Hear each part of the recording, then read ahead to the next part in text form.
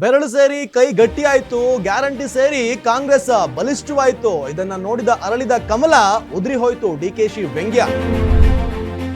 ಗಂಗಾಧರ ಸ್ವಾಮೀಜಿ ನಮಗ್ ಬೇಡ, ಇದೇ ವಿಚಾರಕ್ಕೆ ಕೋರ್ಟ್ ಮೊರೆ ಹೋಗಿದ್ದ ಭಕ್ತರು. ಗಂಗಾಧರ ಸ್ವಾಮೀಜಿ ನಮಗ್ ಬೇಡವೇ ಬೇಡ, ಮಠಕ್ಕೆ ಬೀಗ. ಧರ್ಮದ ವಿಚಾರ ಹಿಡಿದು ಕೋಮುವಾದ ಸೃಷ್ಟಿ ಮಾಡುತ್ತೆ ಬಿಜೆಪಿ. ಅಲೆಕ್ಸಾಂಡರ್ ಹಿಟ್ಲರ್ಗಿಂತ ಕ್ರೂರಿ ಮೋದಿ. ರೈತರು ಅಂದ್ರೆ ಅಸಡ್ಡೆ, ಅದಕ್ಕೆ ಹಿಂಗ್ ಮಾಡ್ತಾರೆ. ಹೋರಾಟಕ್ಕೆ ಕೂತ ರೈತರ ಆಕ್ರೋಶ. ಹನಿ ಹನಿ ನೀರಿಗೂ ಹಾಹಾಕಾರ. ನಾವು ಆರಿಸಿ ಕಳಿಸಿದವ್ರಿಗೆ ಚುನಾವಣೆಯದ್ದೇ ಚಿಂತೆ. ನಮ್ ನೋವು ಯಾರಿಗೆ ಹೇಳ್ಬೇಕು ಸ್ವಾಮಿ, ಮರ್ಯಾದೆ ಇದೆಯಾ? ಕೃಷ್ಣ ನದಿ ತೀರದ ಜನರಿಂದ ತೀವ್ರ ಆಕ್ರೋಶ.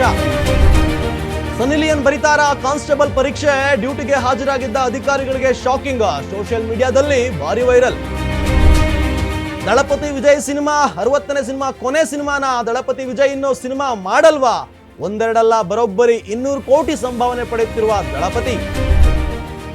ಹುಲಿ ಉಗ್ರಿನ ವಿಚಾರಕ್ಕೆ ಹೈ ಡ್ರಾಮಾ ಮಾಡಿದ್ದ ಜಗ್ಗೇಶ್. ಅವನ್ ಯಾರೋ ಕಿತ್ತೋದವನು ಹುಲಿ ಉಗ್ರು ಹಾಕಿದ್ದ. ವರ್ತೂರ್ ಕಡೆಯಿಂದ ವಿನಯದಿಂದಲೇ ಬಂತು ರಿಯಾಕ್ಷನ್. ನಮಸ್ತೆ, ನೀವು ನೋಡ್ತಾ ಇದ್ರ ಅಶ್ವವೇಗ ನ್ಯೂಸ್. ನಾನು ರೋಹಿತ್. ಮೊದಲಿಗೆ ಸುದ್ದಿಯನ್ನು ನೋಡ್ತಾ ಹೋಗೋಣ. 5 ಬೆರಳು ಸೇರಿ ಕೈ ಗಟ್ಟಿಯಾಯಿತು, 5 ಗ್ಯಾರಂಟಿ ಸೇರಿ ಕಾಂಗ್ರೆಸ್ ಬಲಿಷ್ಠವಾಯಿತು. ಇದನ್ನ ನೋಡಿ ಅರಳಿದ ಕಮಲ ಉದುರಿ ಹೋಯ್ತು. ಇದನ್ನ ನೋಡಿದ ತೆನೆ ಹೊತ್ತ ಮಹಿಳೆ ಹೆದರಿ ಬಿಜೆಪಿಗೆ ಸೇರಿದ್ಲು ಅಂತ ಡಿಸಿಎಂ ಡಿಕೆ ಶಿವಕುಮಾರ್ ಅವರು ವ್ಯಂಗ್ಯವನ್ನ ಮಾಡಿದ್ದಾರೆ. ಮಂಗಳೂರಿನಲ್ಲಿ ನಡೆದ ಕಾಂಗ್ರೆಸ್ನ ರಾಜ್ಯ ಮಟ್ಟದ ಬೃಹತ್ ಕಾರ್ಯಕರ್ತರ ಸಮಾವೇಶದಲ್ಲಿ ಮಾತನಾಡಿದ ಡಿಸಿಎಂ ಡಿಕೆ ಶಿವಕುಮಾರ್ ಅವರು, ನನ್ನನ್ನ ಬಂಡೆ ಅಂತ ಕರಿತೀರಿ, ಆ ಬಂಡೆ ಚಪ್ಪಡಿ ಆಗ್ಲಿ, ಜಲ್ಲಿ ಆಗ್ಲಿ, ವಿಧಾನಸೌಧದ ಚಪ್ಪಡಿ ಆಗ್ಲಿ, ಅದರ ಮೇಲೆ ನೀವೆಲ್ಲ ನಡೆದುಕೊಂಡು ವಿಧಾನಸೌಧಕ್ಕೆ ಬರಬೇಕು. ಈ ಮೂಲಕ ನಮ್ಮನ್ನೆಲ್ಲ ಉಪಯೋಗಿಸ್ಕೋಬೇಕು ಅಂತ ಹೇಳಿದ್ದಾರೆ. ಇನ್ನು ಈ ಬಾರಿ ಕಾಂಗ್ರೆಸ್ ಪಕ್ಷ ಕನಿಷ್ಠ 20 ಸ್ಥಾನಗಳನ್ನ ಗೆಲ್ತೀವಿ. ಈ ಹಿಂದೆ ಮಾಜಿ ಪ್ರಧಾನಿ ಎಚ್.ಡಿ. ದೇವೇಗೌಡರು ಮೋದಿ ಪ್ರಧಾನಿ ಆದ್ರೆ ನಾನು ದೇಶ ಬಿಟ್ಟು ಹೋಗ್ತೀನಿ ಅಂದಿದ್ರು. ಆಗ ಮೋದಿ ಹೇಳಿದ್ರು, ನಮ್ಮ ಮನೆಗೆ ಬನ್ನಿ, ನಾನೇ ಜಾಗ ಕೊಡ್ತೀನಿ ಅಂದ್ರು. ಈಗ ಹಿರಿಯ ಗೌಡ್ರು ಹೇಳ್ತಿದ್ದಾರೆ, ನಾನೇ ನನ್ನ ಮಗನ ಬಿಜೆಪಿ ಕಡೆ ಕಳಿಸಿದ್ದೀನಿ ಅಂತ. ರಾಜಕಾರಣದಲ್ಲಿ ಯಾರು ಏನ್ ಬೇಕಾದ್ರೂ ನಿರ್ಧಾರ ಮಾಡಬಹುದು ಅಂತ ಹೇಳಿದ್ರು. ಕಾಂಗ್ರೆಸ್ ಎಲ್ಲಾ ವರ್ಗದ ಜನರನ್ನ ಒಟ್ಟಿಗೆ ತೆಗೆದುಕೊಂಡು ಹೋಗುತ್ತೆ. ಕಾಂಗ್ರೆಸ್ ದೇಶದಲ್ಲಿ ಇತಿಹಾಸ ಸೃಷ್ಟಿ ಮಾಡ್ಕೊಂಡು ಬರ್ತಾ ಇದೆ. ಮೋದಿ 370 ಸ್ಥಾನ ಗೆಲ್ಲಲು ಸಾಧ್ಯವಿಲ್ಲ. ಕಮಲ ಕೆರೆಯಲ್ಲಿದ್ದರೆ ಚಂದ, ತೆನೆ ಗದ್ದೆಯಲ್ಲಿದ್ರೇನೆ ಚಂದ, ಕೈ ಅಧಿಕಾರದಲ್ಲಿದ್ರೇನೆ ಚಂದ. ನಾವು ನುಡಿದಂತೆ ನಡೆದಿದ್ದೇವೆ. ಅರಳಿದ ಕಮಲ ಈಗ ಮುದುಡಿದೆ. 5 ಗ್ಯಾರಂಟಿಯಿಂದ ತೆನೆ ಹೊತ್ತ ಮಹಿಳೆ ಹೆದರಿ ಬಿಜೆಪಿ ಸೇರಿದ್ದಾಳೆ. ಯಾರು ಆತ್ಮವಿಶ್ವಾಸ ಕಳೆದುಕೊಳ್ಬೇಡಿ. ನಾವು ಕರ್ನಾಟಕದಲ್ಲಿ ಲೋಕಸಭಾ ಚುನಾವಣೆಯಲ್ಲಿ 20 ಸ್ಥಾನಗಳನ್ನ ಗೆಲ್ತೀವಿ ಅಂತ ಡಿಕೆ ಶಿವಕುಮಾರ್ ಅವರು ಆತ್ಮವಿಶ್ವಾಸವನ್ನ ವ್ಯಕ್ತಪಡಿಸಿದ್ದಾರೆ. ಇನ್ನು ಕಳೆದ 2015ರಲ್ಲಿ ಶ್ರೀ ಚಂದ್ರಶೇಖರ ಸ್ವಾಮೀಜಿ ಅವರು ಲಿಂಗೈಕ್ಯರಾದ ಬಳಿಕ ರಂಭಾಪುರಿ ಜಗದ್ಗುರುಗಳು ಗಂಗಾಧರ ಸ್ವಾಮೀಜಿ ಅವರನ್ನ ಪೀಠಾಧಿಪತಿಯಾಗಿ ನೇಮಿಸಿದ್ರು. ಗಂಗಾಧರ ಸ್ವಾಮೀಜಿ ಆಯ್ಕೆಯನ್ನ ಭಕ್ತರು ವಿರೋಧಿಸಿ ಕೋರ್ಟ್ ಮೊರೆ ಹೋಗಿದ್ರು. ಆದ್ರೆ ನ್ಯಾಯಾಲಯದ ತೀರ್ಪು ಬರುವ ಮೊದಲೇ ನೂತನ ಪೀಠಾಧಿಪತಿಗಳು ಮಠದ ದುರಸ್ತಿ ಕಾರ್ಯವನ್ನ ನಡೆಸಿದ್ದು, ಗಂಗಾಧರ ಸ್ವಾಮೀಜಿ ನಮಗ್ ಬೇಡವೇ ಬೇಡ, ಕೋರ್ಟ್ನಲ್ಲಿ ಪರಿಹಾರವಾದ ನಂತರ ಮಠ ಪ್ರವೇಶ ಮಾಡಲಿ ಅಂತ ಬೀಗ ಜಡ್ದು ಪ್ರತಿಭಟನೆಯನ್ನ ಮಾಡಿದ್ದಾರೆ. ಇನ್ನು ರಂಭಾಪುರಿ ಜಗದ್ಗುರುಗಳ ಕಲಾದಗಿ ಮಾರ್ಗವಾಗಿ ಉದ್ದಗಟ್ಟಿಗೆ ತೆರಳುವ ವೇಳೆ ಚಪ್ಪಲಿ ಎಸೆತದ ಘಟನೆ ಜರುಗಿದೆ. ಇನ್ನು ಬಾಗಲಕೋಟೆ ನಗರದಲ್ಲಿ ಮಾತನಾಡಿರುವ ರಂಭಾಪುರಿ ಜಗದ್ಗುರುಗಳು ನ್ಯಾಯಾಲಯದಿಂದ ಬರುವ ತೀರ್ಪಿಗೆ ಬದ್ಧನಾಗಿರ್ತೀನಿ ಅಂತ ಹೇಳಿದ್ದಾರೆ. ಇದಾದ ಬಳಿಕ ಮಠದ ಪೀಠಾಧಿಪತಿ ವಿವಾದ ನ್ಯಾಯಾಲಯದ ಮೆಟ್ಲೇರತ್ತೆ. ಇನ್ನು ಕೂಡ ವಿವಾದ ಜಿಲ್ಲಾ ನ್ಯಾಯಾಲಯದಲ್ಲಿದೆ. ಹೀಗಿರುವಾಗ ಸದ್ಯದ ಪೀಠಾಧಿಪತಿ KM ಗಂಗಾಧರ ಅವರು ಮಠವನ್ನ ದುರಸ್ತಿ ಮಾಡಿಸೋದಿಕ್ಕೆ ಮತ್ತು ಮಠ ಸಂಬಂಧಿಸಿದ ಹೊಲದಲ್ಲಿ ಉಳುಮೆ ಮಾಡಿಸೋದಿಕ್ಕೆ ಮುಂದಾಗಿದ್ದಾರೆ. ಈ ಚಟುವಟಿಕೆಗಳನ್ನ ನಡೆಸುತ್ತಿರೋದ್ರಿಂದ ಗ್ರಾಮಸ್ಥರು ತೀರ್ಪು ಬರುವವರೆಗೆ ಮಠದ ಆಸ್ತಿ ಬಳಕೆಗೆ ವಿರೋಧವನ್ನ ವ್ಯಕ್ತಪಡಿಸಿದ್ದಾರೆ. ಇನ್ನು ಯಾವ ಪಕ್ಷ ಬಂದರೂ ಅನ್ನದಾತನಿಗಾಗುವ ಅನ್ಯಾಯ ಹೊಸದೇನಲ್ಲ. ಇಂಪಾಸಿಬಲ್ ಅನ್ನೋ ವಿಚಾರವನ್ನ ಪಾಸಿಬಲ್ ಮಾಡುವ ಮೋದಿ ಯಾಕೆ ರೈತರು ಕಾಣಿಸ್ತಾ ಇಲ್ಲ? ಮೋದಿ ಅವ್ರಿಗೆ ಧರ್ಮ ಎನ್ನುವ ವಿಚಾರಕ್ಕೆ ರೊಚ್ಚಿಗೇಳುವ ಮೋದಿ ಸರ್ಕಾರ ಅನ್ನದಾತನ ನೋವಿಗೆ ಯಾಕೆ ಸ್ಪಂದಿಸ್ತಾ ಇಲ್ಲ ಅಂತ ರೈತರು ಮೋದಿ ಸರ್ಕಾರದ ವಿರುದ್ಧ ದಂಗೆಯನ್ನ ಎದ್ದಿದ್ದಾರೆ. ಕಳೆದ ಮಂಗಳವಾರ ಹರಿಯಾಣ ಹಾಗೂ ಪಂಜಾಬ್ನಿಂದ ದೆಹಲಿ ಚಲೋ ಬಂದ ರೈತರನ್ನ ರಾಷ್ಟ್ರ ರಾಜಧಾನಿಯ ಗಡಿಗಳಲ್ಲಿ ತಡೆಯಲಾಗಿದೆ. ಅನ್ನದಾತರ ಹೋರಾಟ 6 ದಿನಕ್ಕೆ ಕಾಲಿಟ್ಟಿದೆ. ಇವತ್ತು ರೈತ ನಾಯಕರ ಜೊತೆ ಕೇಂದ್ರದ ಸರ್ಕಾರ ಮತ್ತೊಂದು ಸುತ್ತಿನ ಮಾತುಕತೆಯನ್ನ ಮಾಡ್ತಾ ಇದೆ. ಹರಿಯಾಣ, ಪಂಜಾಬ್, ದೆಹಲಿ ಗಡಿಗಳಲ್ಲಿ ರೈತರು ಮುನ್ನುಗ್ಗದಂತೆ ಭದ್ರತಾ ಪಡೆಯ ಉಕ್ಕಿನ ಕೋಟೆ ಅಡ್ಡಗಟ್ಟಿದೆ. 100 ಟ್ರ್ಯಾಕ್ಟರ್ಗಳಲ್ಲಿ ದೆಹಲಿ ಗಡಿಯಲ್ಲಿ ತಂಗಿರುವ ಅನ್ನದಾತರು ಹೋರಾಟವನ್ನ ಮುಂದುವರೆಸಿದ್ದಾರೆ. ಈಗಾಗಲೇ 3 ಬಾರಿ ಕೇಂದ್ರದ ಜೊತೆ ರೈತರು ನಡೆಸಿದ ಮಾತುಕತೆ ವಿಫಲವಾಗಿದೆ. ಇಂದು ಸಂಜೆ 4ನೇ ಸುತ್ತಿನ ಮಾತುಕತೆಗೆ ವೇದಿಕೆ ಸಿದ್ಧವಾಗಿದೆ. ಹರಿಯಾಣದ 7 ಜಿಲ್ಲೆಗಳಲ್ಲಿ ಇಂಟರ್ನೆಟ್ ಸ್ಥಗಿತ ಮಾಡಿದ್ದಾರೆ. ಇನ್ನು ರೈತರ ಪ್ರತಿಭಟನೆ ಮತ್ತಷ್ಟು ಕಾವು ಪಡೆಯುವ ಸಂಭವ ಹೆಚ್ಚಿರೋದ್ರಿಂದ ಹರಿಯಾಣ ಸರ್ಕಾರ 7 ಜಿಲ್ಲೆಗಳಲ್ಲಿ 2 ದಿನಗಳ ಕಾಲ ಮೊಬೈಲ್ ಇಂಟರ್ನೆಟ್ ಸೇವೆಗಳ ಸ್ಥಗಿತ ಮಾಡಿದೆ. ಒಟ್ಟಾರೆ ಕೇಂದ್ರ ಸರ್ಕಾರಕ್ಕೆ 12 ಬೇಡಿಕೆಗಳನ್ನ ಮುಂದಿಟ್ಕೊಂಡು ರೈತರು ದೆಹಲಿ ಚಲೋ ನಡೆಸುತ್ತಿದ್ದಾರೆ. ರೈತರ ಹೋರಾಟಕ್ಕೆ ಜಯ ಸಿಗುತ್ತಾ ಅನ್ನೋದನ್ನ ಕಾದು ನೋಡಬೇಕಾಗಿದೆ.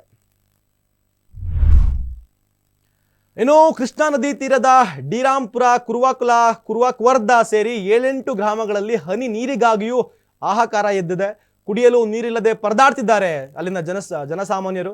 ವೃದ್ಧಿಯೊಬ್ಬರು ಕರ್ನಾಟಕ ಸರ್ಕಾರದ ವಿರುದ್ಧ ವಾಗ್ದಾಳಿ ನಡೆಸಿದ್ದಾರೆ. ಸರ್ಕಾರ ಎಲ್ಲಿ ಹೋಗಿದೆ, 8 ದಿನಗಳಿಂದ ನೀರು ಬಂದಿಲ್ಲ, ನಾವು ಸ್ನಾನ ಮಾಡಿಲ್ಲ ಅಂತ ಆಕ್ರೋಶವನ್ನ ಹೊರಹಾಕಿದ್ದಾರೆ. ತೆಲಂಗಾಣ ಗಡಿಯ ರಾಯಚೂರು ತಾಲೂಕಿನ ಡಿರಾಂಪುರ ಗ್ರಾಮದಲ್ಲಿ ನೀರಿಗಾಗಿ ಹಾಹಾಕಾರ ಎದ್ದಿದೆ. ಕೃಷ್ಣಾ ನದಿ ತೀರದ ಡಿರಾಂಪುರ, ಕುರುಕರ್ದ ಸೇರಿ 7-8 ಗ್ರಾಮಗಳಲ್ಲಿ ಹನಿ ನೀರಿಗಾಗಿ ಜನರು ಪರದಾಡುವಂತಹ ಪರಿಸ್ಥಿತಿ ಎದುರಾಗಿದೆ. ಕೃಷ್ಣಾ ನದಿ ಮೇಲೆ ಅವಲಂಬಿತವಾಗಿದ್ದ ಗ್ರಾಮಗಳಲ್ಲಿ ಕಳೆದ 10ಕ್ಕೂ ಹೆಚ್ಚು ದಿನಗಳಿಂದ ನೀರಿಗಾಗಿ ಪರಿತಪಿಸುವಂತಹ ಸ್ಥಿತಿ ಎದುರಾಗಿದೆ. ಇನ್ನು ವೃದ್ಧೆಯೊಬ್ಬರು ತೆಲುಗಿನಲ್ಲಿ ರಾಜ್ಯ ಸರ್ಕಾರದ ವಿರುದ್ಧ ಹರಿಹಾಯ್ದಿದ್ದಾರೆ. ಇನ್ನು ಉತ್ತರ ಪ್ರದೇಶ ಕಾನ್ಸ್ಟೇಬಲ್ 60,544 ಹುದ್ದೆಗಳ ನೇಮಕಾತಿಗಾಗಿ 2 ದಿನಗಳಿಂದ ಪರೀಕ್ಷೆಯನ್ನು ನಡೆಸಲಾಗ್ತಾ ಇದೆ. ಈ ಪರೀಕ್ಷೆಗೆ 48 ಲಕ್ಷಕ್ಕೂ ಹೆಚ್ಚು ಅಭ್ಯರ್ಥಿಗಳು ಹಾಜರಾಗಿದ್ದಾರೆ. ಮೊದಲ ದಿನ ಅಂದ್ರೆ ಫೆಬ್ರವರಿ 17ರಂದು ಹಲವು ಕೇಂದ್ರಗಳಲ್ಲಿ ಪರೀಕ್ಷೆ ನಡೆಯಿತು. ಇದೀಗ ಕನೌಜ್ ಜಿಲ್ಲೆಯಲ್ಲಿ ಪತ್ತೆಯಾಗಿರೋ ಪ್ರವೇಶ ಪತ್ರ ಭಾರಿ ಚರ್ಚೆಗೆ ಕಾರಣವಾಗಿದೆ. ಪ್ರವೇಶ ಪತ್ರವನ್ನ ನಟಿ ಸನ್ನಿ ಲಿಯೋನ್ ಹೆಸರಿನಲ್ಲಿ ನೀಡಲಾಗಿದೆ. ಇದರಲ್ಲಿ ಸನ್ನಿ ಲಿಯೋನ್ನ 2 ಫೋಟೋಗಳು ಮುದ್ರಿಸಲಾಗಿದೆ ಮತ್ತು ಪ್ರವೇಶ ಪತ್ರದ ಪ್ರಕಾರ ಅಭ್ಯರ್ಥಿಯು ಉತ್ತರ ಪ್ರದೇಶದ ತೀವ್ರದಲ್ಲಿರುವ ಸೋನಾಶ್ರೀ ಸ್ಮಾರಕ ಬಾಲಕಿಯರ ಕಾಲೇಜಿನ ಪರೀಕ್ಷಾ ಕೇಂದ್ರಕ್ಕೆ ಹಾಜರಾಗಬೇಕಿತ್ತು. ಈ ವಿಚಾರ ಅಧಿಕಾರಿಗಳಿಗೆ ಗೊತ್ತಾಗದಿದ್ದಂತೆ ಕೆಲ ಕಾಲ ಗೊಂದಲಕ್ಕೊಳಗಾಗ್ತಾರೆ. ಕೊನೆಗೆ ಸನ್ನಿ ಲಿಯೋನ್ ಹೆಸರಿನಲ್ಲಿ ನೀಡಿರುವ ಅಡ್ಮಿಟ್ ಕಾರ್ಡ್ ಅನ್ನ ಸೋಷಿಯಲ್ ಮೀಡಿಯಾದಲ್ಲಿ ವೈರಲ್ ಆಗಿದೆ. ಸದ್ಯಕ್ಕಿದು ಯಾರೋ ತಮಾಷೆಗಾಗಿ ಮಾಡಿದ್ದಾರೆ ಎನ್ನಲಾಗಿದೆ. ಸದ್ಯ ಉತ್ತರ ಪ್ರದೇಶ ಪೊಲೀಸ್ ನೇಮಕಾತಿ ಮತ್ತು ಪ್ರಚಾರ ಮಂಡಳಿಯ ಇದು ನಕಲಿ ಪ್ರವೇಶ ಪತ್ರ ಅಂತ ತಿಳಿಸಿದೆ. ಇನ್ನು ತಮಿಳು ನಟ ವಿಜಯ್ ಸಿನಿಮಾ ಕ್ಷೇತ್ರ ತೊರೆದು ರಾಜಕೀಯ ಅಖಾಡಕ್ಕೆ ಇಳಿದಿದ್ದಾರೆ. ತಮಿಳಿಗ ವೆಟ್ರಿ ಕಳಗಂ ಪಕ್ಷ ಸ್ಥಾಪಿಸಿದ್ದು ಮುಂದಿನ ಚುನಾವಣೆಗೆ ಭರ್ಜರಿ ತಯಾರಿಯನ್ನು ನಡೆಸ್ತಾ ಇದ್ದಾರೆ. ಇನ್ನು ವಿಜಯ್ ಸಕ್ರಿಯ ರಾಜಕೀಯಕ್ಕೆ ಇಳಿದಿದ್ದು ಸಿನಿಮಾದಿಂದ ದೂರ ಆಗಲು ಚಿಂತಿಸಿದ್ರು. ಹೀಗಾಗಿ ವಿಜಯ್ ನಟನೆಯ ಕೊನೆ ಸಿನಿಮಾದ ಮೇಲೆ ಎಲ್ಲರ ಕಣ್ಣು ಬಿದ್ದಿದೆ. ಮೂಲಗಳ ಪ್ರಕಾರ ವಿಜಯ್ 69ನೇ ಕೊನೆಯ ಸಿನಿಮಾ ಆಗಲಿದೆ. ಈ ಸಿನಿಮಾಗೆ ವಿಜಯ್ ಪಡೆಯುತ್ತಿರುವ ಸಂಭಾವನೆ ಬರೋಬ್ಬರಿ 200 ಕೋಟಿ ಅಂತ ಇಂಡಿಯಾದಲ್ಲೇ ಅತ್ಯಧಿಕ ಸಂಭಾವನೆ ಪಡೆದ ನಟ ಅನ್ನೋ ಖ್ಯಾತಿಗೆ ವಿಜಯ್ ಪಾಲಾಗಲಿದ್ದಾರೆ. ವಿಜಯ್ 69ನೇ ಸಿನಿಮಾಗೆ DVV ಪ್ರೊಡಕ್ಷನ್ ಬಂಡವಾಳ ಹೂಡ್ತಾ ಇದ್ದು ವೆಟ್ರಿಮಾರನ್ ಅಥವಾ ತ್ರಿವಿಕ್ರಮ್ ನಿರ್ದೇಶನ ಮಾಡುವ ಸಾಧ್ಯತೆ ಇದೆ. ಇನ್ನು ವಯಸ್ಸಾಗ್ತಾ ಜಗ್ಗೇಶ್ಗೆ ಏನಾಗುತ್ತೋ ಗೊತ್ತಿಲ್ಲ, ಒಂದೊಂದು ರೀತಿಯಲ್ಲಿ ಅವ್ರ ಮೇಲಿದ್ದ ಗೌರವವನ್ನ ಹಾಳು ಮಾಡಿಕೊಳ್ಳೋ ಕೆಲಸ ಅವರೇ ಮಾಡ್ತಿದ್ದಾರೆ ಮತ್ತು ಅಹಂಕಾರ ನತ್ತಿಗೇರಿ ಮೆರೀತಿದ್ದಾರೆ. ಹಿರಿಯರು ಕಿರಿಯರು ಅನ್ನುವ ಚಿಕ್ಕ ಸೌಜನ್ಯವಿಲ್ಲದೆ ಮಾತನಾಡುವ ಜಗ್ಗೇಶ್ ಕೊನೆಗೆ ನಾನೇ ಸಾಚ ಅನ್ನುವ ಮಾತನ್ನ ಅವರೇ ಹೇಳ್ಕೊತಾರೆ. ನಮ್ಗೆ ಹಳೆಯ ಜಗ್ಗೇಶ್ ಬೇಕು, ಮುಗ್ಧವಾಗಿ ನಗಿಸುವ ಜಗ್ಗೇಶ್ ಬೇಕು ಅಂತ ಹುಲಿ ಉಗುರಿನ ವಿಚಾರಕ್ಕೆ ಜಗ್ಗೇಶ್ ಆಡಿದ ಮಾತಿನಿಂದ ಸೋಷಿಯಲ್ ಮೀಡಿಯಾದಲ್ಲಿ ವರ್ತೂರ್ ಅಭಿಮಾನಿಗಳು ಮತ್ತು ಜಗ್ಗೇಶ್ ಅಭಿಮಾನಿಗಳು ಮಾತನಾಡ್ಕೋತಿದ್ದಾರೆ. ಇನ್ನು ಜಗ್ಗೇಶರ ಹೇಳಿಕೆಗೆ ಪ್ರತಿಕ್ರಿಯೆಯನ್ನ ನೀಡಿರುವ ವರ್ತೂರ್ ಸಂತೋಷ್, ಬಿಡಿ ಅವರು ದೊಡ್ಡವರು, ನಾನೇನನ್ನ ಹೇಳಕ್ ಇಷ್ಟಪಡಲ್ಲ, ಕಾಲೈ ತಪಸ್ವಿ ನಮಃ ಅಷ್ಟೇ, ಎಲ್ಲದಕ್ಕೂ ಉತ್ತರ ಕೊಡ್ಲೇಬೇಕು ಅಂತಾನೂ ಇಲ್ಲ, ಕೆಲವೊಂದಕ್ಕೆ ಉತ್ತರ ಕೊಡಬೇಕು, ಕೆಲವೊಂದಕ್ಕೆ ಮೌನವಾಗಿದ್ರೆ ಸಾಕು, ಉತ್ತರ ಸಿಕ್ಬಿಡತ್ತೆ ಅಂತ ಹೇಳಿದ್ದಾರೆ. ಮತ್ತು ಮುಂದುವರೆದು ಸುದೀಪ್ ಅಣ್ಣನ ಬಳಿ ನಾನು ಕೆಲವೊಂದು ವಿಚಾರಗಳನ್ನ ಕಲ್ತಿದ್ದೀನಿ. ಸುದೀಪ್ ಅಣ್ಣ ಒಂದು ಹೇಳ್ತಾರೆ, ವರ್ತೂರ್ ಅವರೇ ಎಲ್ಲಾ ಜಾಗದಲ್ಲೂ ಮಾತನಾಡಬೇಕು ಅಂತ ಇಲ್ಲ, ಕೆಲವೊಮ್ಮೆ ಮಾತನಾಡದೆ ಸುಮ್ಮನಿದ್ರೆ ಆ ಸೈಲೆಂಟ್ ಉತ್ತರ ಕೊಡುತ್ತೆ ಅಂತ, ಅಷ್ಟೇ ಸಾಕು. ಕೆಲವು ಜಾಗಗಳಲ್ಲಿ ಮಾತನಾಡಲೇಬೇಕು ಅಂತ ಮಾತನಾಡಬೇಕು ಅನ್ನೋ ಸಂದರ್ಭ ಬರುತ್ತೆ. ತೂಕದ ಜೊತೆ ತೂಕವನ್ನು ಅಳಿಬೇಕಾದ್ರೆ ತೂಕಕ್ಕೆ ತೂಕ ಸರಿ ಇರಬೇಕು ಅಂದಿದ್ದಾರೆ ವರ್ತೂರ್ ಸಂತೋಷ್. ಇದಾಗಿತ್ತು ಈ ಹೊತ್ತಿನ ವಿಶೇಷ. ನೋಡ್ತಾ ಇರಿ ಅಶ್ವವೇಗ.